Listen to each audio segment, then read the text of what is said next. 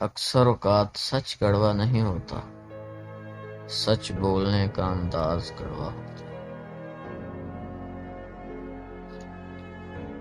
محبت کرنے والے کبھی بد دعائیں نہیں دیتے، کیونکہ جس دل میں محبت رہتی وہاں بد دعائیں نہیں رہتی۔ ٹینشن، بے چینی اور ڈپریشن تب ہوتے ہیں جب ہم دوسروں کو خوش کرنے میں زندگی گزار رہے ہوتے ہیں۔ محبت اپنی مرضی سے کھلے پنجرے میں طوطے کی طرح بیٹھے رہنے کی صلاحیت ہے۔